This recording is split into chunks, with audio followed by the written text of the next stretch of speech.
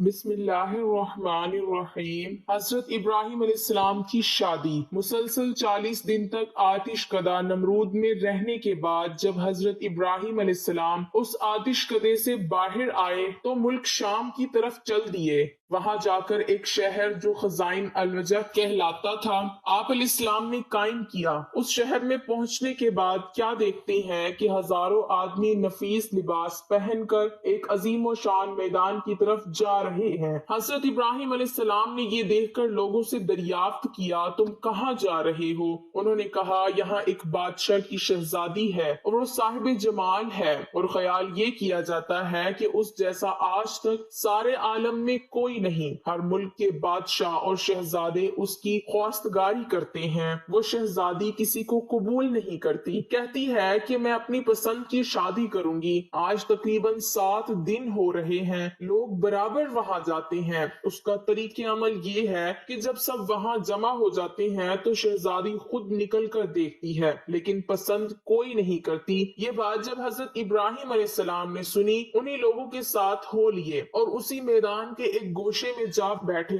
جب دوپہر ہو گئی اور تمام لوگ حاضر ہو گئے تو وہ شہزادی اپنے ساتھ 70 خواہشیں لے کر اور تاج زری سر پر رکھ کر اور نقاب چہرے پر ڈال کر اور ایک طاہرین ڈیزائن زیورات سے جڑا ہوا ہاتھ میں لے کر میدان میں جا کر ایک سرے سے سب کو دیکھنے لگی۔ جب حضرت ابراہیم علیہ السلام کے پاس پہنچی تو ایک نور ان کی پیشانی پر چمکتا ہے۔ وہ شہزادی اس نور کو دیکھ کر ان کی حسن و جمال پر عاشق ہو گئی اور طاہرن جزیری کو حضرت ابراہیم علیہ السلام کی گود میں ڈال دیا اور خود تخت پر جا بیٹھی۔ اس کے بعد بادشاہ وقت کے لوگ حضرت ابراہیم علیہ السلام کو بادشاہ کے پاس لے گئے۔ حقیقت وہ نور جس پر شہزادی عاشق ہوئی وہ نور محمدی صلی اللہ علیہ وسلم تھا جو حضرت ابراہیم علیہ السلام کی پیشانی پر ظاہر ہوا تھا۔ بادشاہ نے اسے دیکھ کر اپنی بیٹی کی طرف نگاہ کی اور کہا اے بیٹی، نیک شوہر تو نے پایا مگر مرد غریب ہے، کچھ فائدہ نہیں۔ سب عمرہ نے مل کر حضرت ابراہیم علیہ السلام سے اس کی شادی کر دی اور تمام رسومات بادشاہ نے ادا کی اور سارے شہر میں خوشی ہوئی۔ یہ بھی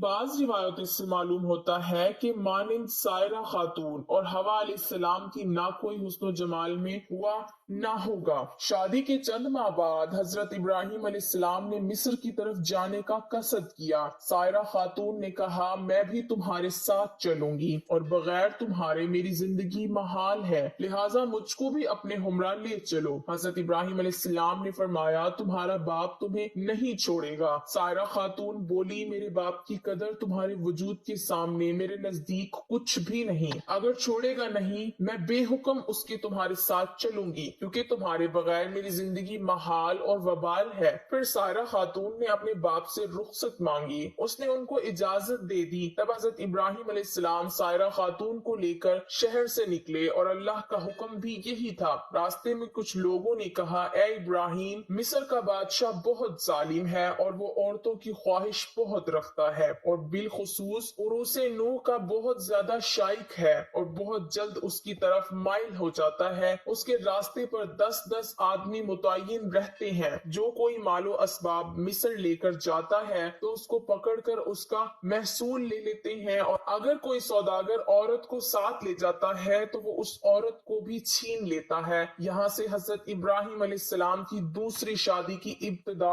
ہو رہی ہے۔ یہ سن کر حضرت ابراہیم علیہ السلام اندیشہ کرنے لگے، کیونکہ حضرت ابراہیم علیہ السلام ناموس میں بزرگ تھے اور سائرہ خاتون کے برابر حسینہ سارے جہان میں کوئی عورت نہ تھی، اس راہ کے سوا جانے کے واسطے کوئی دوسری راہ بھی نہ تھی۔ حضرت ابراہیم علیہ السلام نے ایک صندوق بنا کر سائرہ خاتون کو اس میں چھپا کر کفر لگا دیا اور صندوق کو اونٹ پر کسوا دیا۔ جب شہر میں جا پہنچے تو محصول والے آ کر صندوق کھولنے لگے تاکہ اس کی جنس دیکھ کر اس کے مواقف اس کا محصول لیں، پر حضرت ابراہیم علیہ السلام نے فرمایا صندوق مت کھولو، اس کا محصول جو ہوگا وہ میں دوں گا، اگر تم یہ چاہو تو صندوق کے وزن کے برابر سونا چاندی بھی لے لو تو بھی تم کو دے دی جائے گی۔ یہ سن کر ان کو اور بھی زیادہ اشتیاق ہوا کہ نامعلوم اس میں کیا چیز ہے، ضرور کھولنا چاہیے۔ چنانچہ انہوں نے بلا اصرار اس صندوق کو کھولا تو دیکھتے ہیں کہ ایک عورت صاحب جمال و حسن اس میں بیٹھی ہے، جس کا ثانیہ گھر تلاش بھی کیا جائے تو ملنا ناممکن ہے۔ جب محصول والے حضرت ابراہیم علیہ السلام اور سائرہ خاتون کو بادشاہ کے نزدیک لے کر گئے تو بادشاہ ملعون نے پوچھا،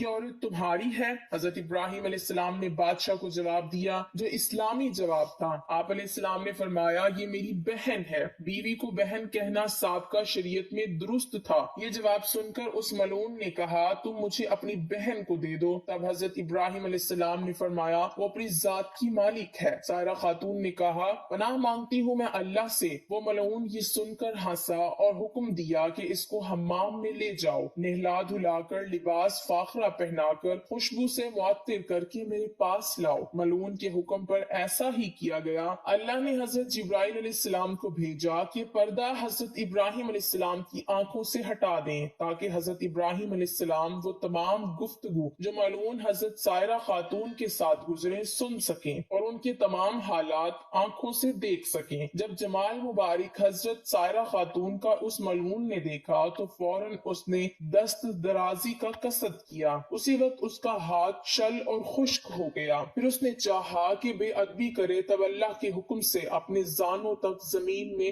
دھس گیا۔ جب اس کا کوئی بس نہ چل سکا تو کہنے لگا، یہ عورت تو جادوگر ہے۔ حضرت سائرہ خاتون نے اس ملعون سے کہا، اے بدبخت، میں جادوگر نہیں ہوں، لیکن خامد میرا خداوند قدوس کا دوست ہے جو سب کی نگہبانی کرنے والا ہے اور اللہ کی درگاہ میں دعا کرتا ہے تاکہ تو مجھے بے عزت نہ کر سکے۔ یہ سن کر اس نے توبہ کی، فی الفور ہاتھ اس کا درست ہو گیا، زمین نے بھی اس کو چھوڑ دیا۔ پھر جب دوسری مرتبہ سائرہ خاتون کی طرف نگاہ بد سے دیکھا تو اسی وقت اندھا ہو گیا۔ تب اس ملعون نے کہا، اے بی بی معصوم، میرے حال پر دعا کرو اور میں اس کام سے ہمیشہ کے لیے توبہ کرتا ہوں۔ جب سائرہ خاتون نے دعا کی تو اللہ کے حکم سے اس کی آنکھیں اچھی ہو گئیں۔ پھر جب حالات ٹھیک ہو گئے تو غلبہ شیطانی سے عہد شکنی کرنا چاہی کہ حضرت سائرہ خاتون پر دست دراز ہو تو اس وقت بدن اس کا خشک اور شل ہو گیا۔ پھر آنکھیں جاتی رہیں۔ پھر کہنے لگا، اے بی بی پاک دامن، میرے واسطے اپنے خدا سے دعا کیجیے۔ سائرہ خاتون بولی، اے بدبخت، یہ دعا میری نہیں بلکہ میرے شوہر جو میرے ساتھ ہیں ان کی دعا ہے جو اللہ کے دوست ہیں، اگر وہ چاہے تجھے معاف کریں یا نہ کریں۔ تب اس نے کہا کہ ابراہیم علیہ السلام کو یہاں لاؤ۔ اس کے بلانے پر جب حضرت ابراہیم علیہ السلام وہاں تشریف لے گئے تو اس ملعون نے کہا، اے ابراہیم، مجھے معاف کر دیجئے، میں نے آپ پر بڑا ظلم کیا اور اب میں توبہ کرتا ہوں۔ حضرت ابراہیم علیہ السلام نے اس بادشاہ سے کہا، یہ میرے حکم سے نہیں، یہ سب خداوند قدوس کے حکم سے ہوتا ہے جو تمام جہاں کا رب و مالک ہے۔ دیکھو خدا کی مرضی کیا ہے، اس کے مطابق کرنا ہوگا۔ اس وقت حضرت جبرائیل علیہ السلام نے آ کر فرمایا، اے ابراہیم، خدا تعالیٰ نے تمہیں سلام کہا اور فرمایا کہ جب تک یہ تمام ملک اور خزانہ تم کو نہ دے دے تم ہرگز اس سے راضی نہ ہونا۔ پھر حضرت ابراہیم علیہ السلام نے اس بادشاہ سے بات کہی کہ میرا رب ایسا فرماتا ہے۔ بادشاہ نے یہ باتیں سنی، تمام سلطنت اور اپنا خزانہ حضرت ابراہیم علیہ السلام کو دے دیا۔ یہ کیفیت ہونے پر حضرت ابراہیم علیہ السلام نے اس بادشاہ کی حال پر دعا کی۔ اس دعا کی برکت سے صحت اور تندرستی پائی۔ مروی ہے کہ حضرت ابراہیم علیہ السلام نے اس مملکت کے 2 حصے کر کے جو جانب کنعان تھا وہ آپ علیہ السلام نے خود رکھ لیا اور باقی جو بچا اس کو واپس کر دیا۔ بادشاہ نے ایک صاحبزادی دوشیزہ نیک خوبصورت صاحب جمال لا کر حضرت سائرہ خاتون سے کہا، اے نیک بخت بی بی، میں نے تمہاری بے حرمتی کی کوشش کی اور میں نے تم کو دیکھ کر اندیشہ بد کیا۔ تمہارے عفو معاف کرنے کے شکرانے میں یہ بی بی حاجت ان کو دیتا ہوں جو گناہ اور تقصیر مجھ سے ہوئی معاف کیجیے۔ حضرت ابراہیم علیہ السلام حضرت سائرہ خاتون اور بی بی کو لے کر آگے کو چلیں۔ راستے میں حضرت سائرہ خاتون اپنا حال جو بادشاہ کی ہاں گزرا تھا وہ بیان کرنے لگی۔ حضرت ابراہیم علیہ السلام نے کہا، اے سائرہ خاتون، تم خاطر جمع رکھو، اب کچھ اندیشہ مت کرو، اللہ اپنے فضل و کرم سے میری آنکھوں کے سامنے پردہ غیب اٹھا دیا۔ جو باتیں تجھ پر گزرتی تھی مجھ پر سب ظاہر ظاہر ہو جاتی تھی اور جو تم کرتی اور کہتی تھی سو وہ میں دیکھتا اور برابر سنتا تھا۔ حضرت سائرہ خاتون نے بی بی ہاجرہ کو حضرت ابراہیم علیہ السلام کی خدمت میں دے دیا۔ مصر سے نکلتے ہوئے 10 سال کا عرصہ گزر چکا تھا، لیکن حضرت سارہ اولاد کی نعمت سے اب تک محروم رہی، حالانکہ اللہ نے حضرت ابراہیم علیہ السلام سے اولاد دینے کا وعدہ فرمایا تھا۔ حضرت سارہ خاتون نے حضرت ابراہیم علیہ السلام سے کہا، مجھے تو اولاد کی طرف سے نا امیدی ہو چکی ہے، آپ ہاجرہ سے عقد کر لیجئے کہ اللہ نے اولاد دینے کا وعدہ فرمایا ہے تو شاید اسی سے کوئی اولاد ہو۔ حضرت ابراہیم علیہ السلام نے سائرہ خاتون کی خواہش کے موقف حضرت بی بی ہاجرہ سے عقد کر لیا۔ اللہ کی شان کے 1 سال بعد ہی ان کے بدن سے حضرت اسماعیل علیہ السلام پیدا ہوئے۔ حضرت سائرہ خاتون کی وفات کی تھوڑی مدت بعد حضرت ابراہیم علیہ السلام ایک اور عورت کو اپنے نکاح میں لائے جن کا نام کتورن تھا، جس کے بدن سے 6 بیٹے پیدا ہوئے۔ حضرت ابراہیم علیہ السلام نے ایک اور عورت سے بھی نکاح کیا جس کا نام حجورہ تھا۔ کتاب مذکورہ میں اس بیوی کا نام حجین بھی لکھا گیا ہے۔ اس کے بدن سے حضرت ابراہیم علیہ السلام کے 7 بیٹے پیدا ہوئے۔